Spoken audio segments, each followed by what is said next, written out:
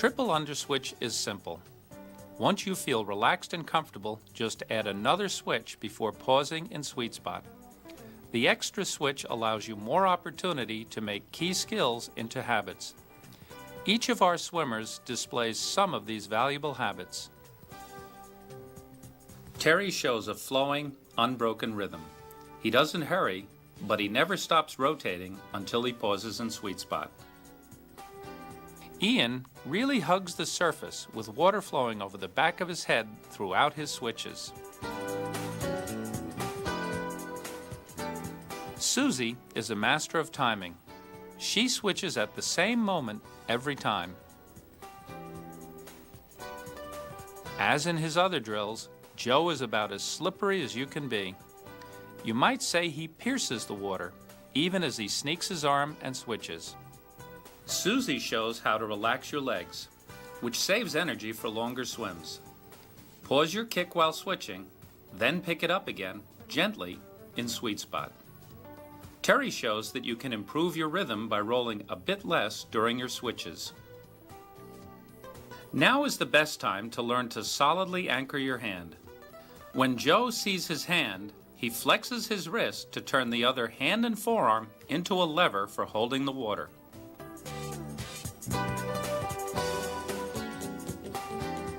Susie also anchors her hand and feels the water resist it before stroking. As you practice these skills in triple underswitch, focus on just one at a time.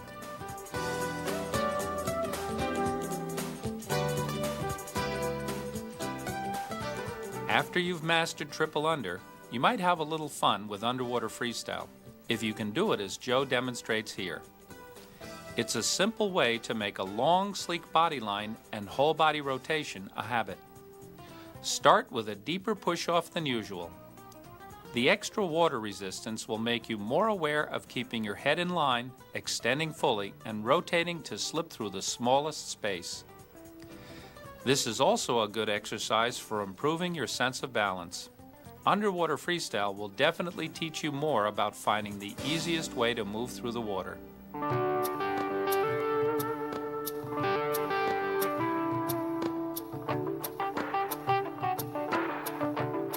Zipper drills are the most transforming part of the entire TI drill sequence. They improve your balance and teach valuable stroke habits, especially a compact recovery, which is essential for efficiency. You can rehearse the next step with a dryland exercise. Begin as Catherine does, then slowly drag your thumb along your breastbone to your ear, as if pulling a zipper up your side. Lead with your elbow for as long as possible. Here, Terry demonstrates how a partner can check your head position and help you lead with your elbow so your forearm hangs like a marionette. Then wag it gently to check for complete relaxation. Practice on both sides and keep the arm alongside your body. You can even practice a switch as you go from one side to the other. Finally, pump your completely relaxed forearm up and down to rehearse a movement we'll do in the water next.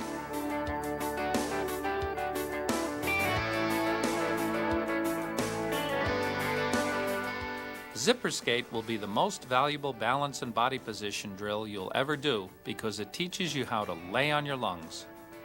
With that feeling, you'll swim and drill better than ever. Joe shows here how critical it is to make sure your head and lead hand are correctly positioned before you start the zipper movement. With that foundation, he's perfectly stable, even with his arm poised overhead. Also, notice that he keeps his hand completely underwater and his arm alongside, not above, his rib cage. Jennifer's a bit of a sinker, but as long as she keeps that lead hand at 5 o'clock, she'll sink in equilibrium with hips and shoulders even, a valuable balance lesson. Ian also sinks a bit, but because he stays balanced, he has great control. Can you be so relaxed that the water flexes your hand back, as Ian shows? When you feel great balance, pump your arm alongside your ear as Joe demonstrates. This will imprint where you'll make the switch in our next drill. Practice until you feel as if you can glide effortlessly like this. The more balance you feel, the better you'll swim. And here, Joe and Ian show the great value of using the TI team learning approach while practicing zipper skate. Here, Joe is pushing Ian gently along from behind the elbow. This heightens the feeling of having the elbow leading while allowing Ian to feel a completely effortless glide. Next, Ian helps Joe perfect his side balance position, which Joe maintains for a moment before doing one switch. When drilling solo or swimming, recall the balance and control you felt while doing this exercise.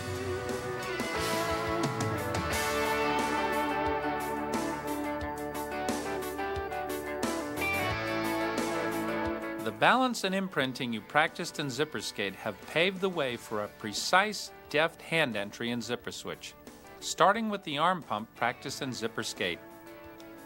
Though Ian does sink a bit, his proper head and hand position give him the balance to do the pump and switch with ease and control. He pumps right alongside his ear, then switches at the same spot. When your entry point is consistent, you can switch without pumping, like this. Joe slices his hand down at his ear and right to his 4 o'clock position. Ian leads with his elbow and keeps his arm so relaxed his hand flexes back during recovery. He also hugs the surface, drilling as if trying to fit under a very low ceiling.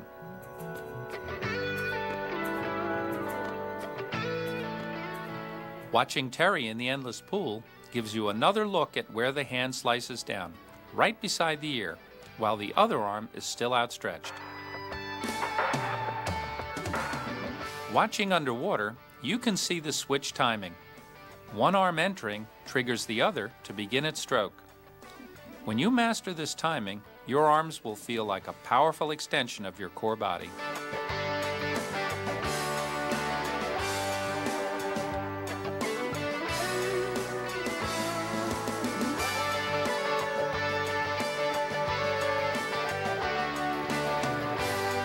As in double under, multi-zipper brings swimming rhythms to the movements you've just learned. As you can see, we're on the verge of actual swimming. Jennifer shows the basics of double zipper. She keeps her head hidden and slices her hands down to 4 o'clock.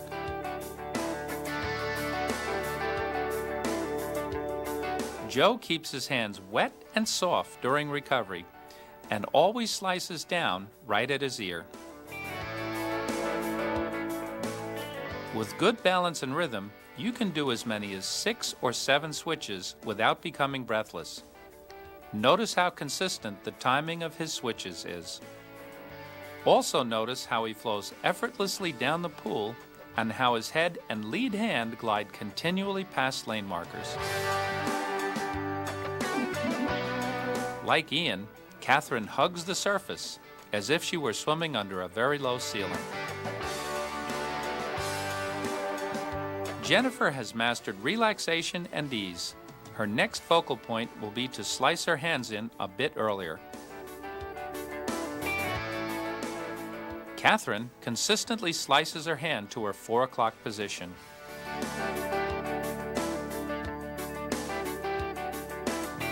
Here, Terry shows how to develop a sense of core body rotation rhythm. While his front hand is patient, his rear hand never pauses. Swimming in a gentle current in an endless pool, he simply maintains his switching rhythm to stay in place with barely any effort. This is the best way to develop the economy that's so important in distance swimming.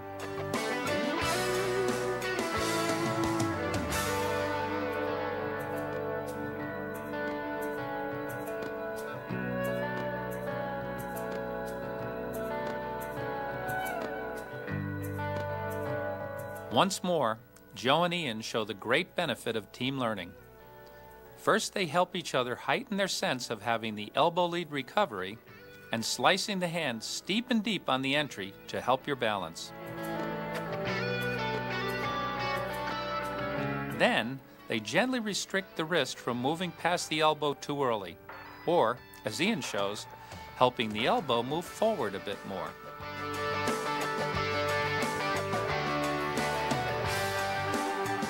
Working with a partner may be the best way to learn the entry timing in zipper switches. Your partner can see where your hand slices down and help achieve a cleaner, more vertical entry of the hand and forearm.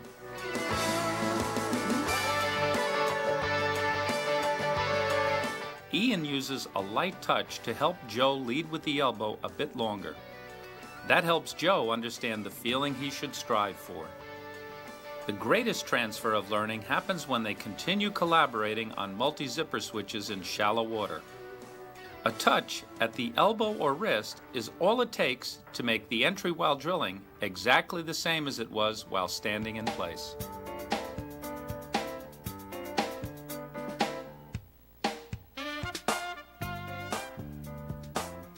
Lesson 4 will guide you from fluent drilling to a beautiful new stroke. You'll also learn the best way to fit rhythmic and seamless breathing into your stroke.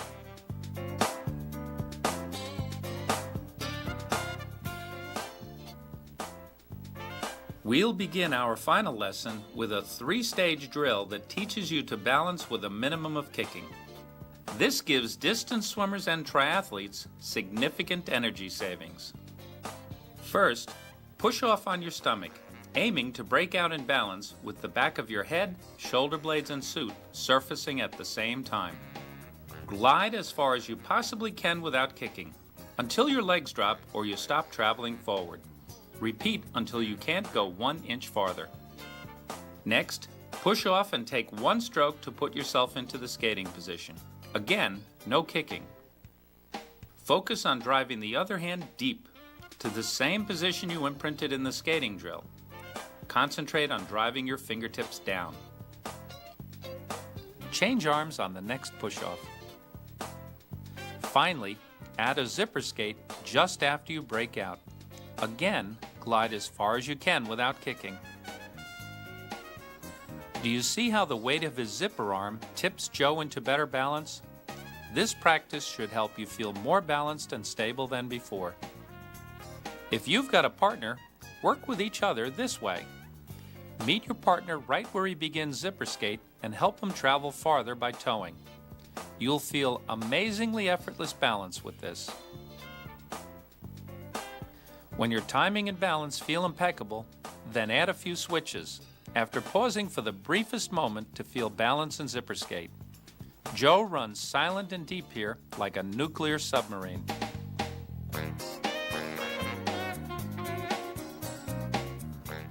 In our final drill, over switches, we'll take the hand out just barely and slip it right back in with hardly a ripple. Over switches imprint a more balanced and efficient entry. Here's a great example of imaginative, mindful rehearsal. While Joe is an elite swimmer, he still cares about getting the little details just right. In this case, to have a completely relaxed forearm enter the water with surgical skill. You can see how good he feels to get it right. Then he can return to practicing switches with a better sense of his entry.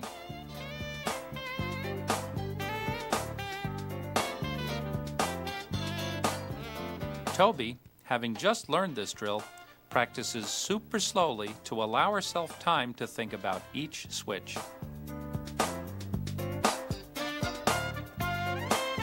Catherine, by practicing with fist gloves, achieves an extraordinary level of finesse.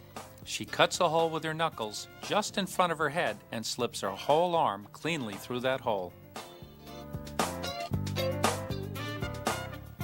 A good way to learn this efficient entry is with an exercise we call ear hops. As you see Terry doing here, try to hop your hand over your ear and drop it right back in. Your goal is to have your hand out of the water for the briefest possible time and to clear the water by the slightest margin. Feel your entry this way. Cut a hole in the water with your fingertips and slip your entire arm cleanly through that hole. Slice your hand in silently and drive it below your head. The more switches you can do before going to sweet spot, the more deeply you'll imprint this. After the entry comes the propulsive part of your stroke.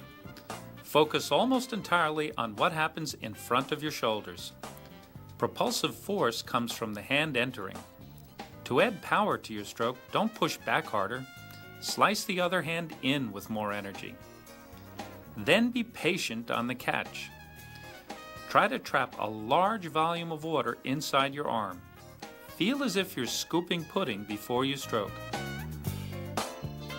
You can improve your feel for a solid catch with a stretch cord exercise. First, Terry helps Mark keep his elbow stationary as he presses his hand back. Then Mark continues on his own.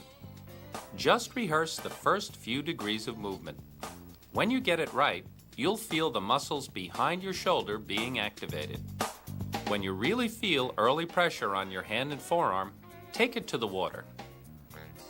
Our final partnered exercise will help you catch all the water at the very beginning of your stroke. Hold your partner's feet for several strokes, allowing the legs to move naturally with body roll. After release, take 5 or 6 relaxed strokes to cultivate the same feeling of early pressure that you felt while being held back. This exercise can also improve your feel for how the kick helps trigger body roll, as each downbeat drives the opposite hip down and your opposite hand forward. Don't emphasize pushing back to your knee. Notice the C-shaped finish that allows the elbow to easily lift the hand from the water. The final skill is to fit seamless breathing into your core body rolling rhythm. Here's how you can do it. At first, breathe in frequently as Catherine does, so you can make each breath an examined action. You get the breath by rolling right to where the air is and back the other way without a hitch. When your body rolls to the air, your head goes along for the ride. If your body rolls freely, it's easy to keep the head aligned as you breathe. The water flows over the back of Terry's head between breaths. His head creates a bow wave.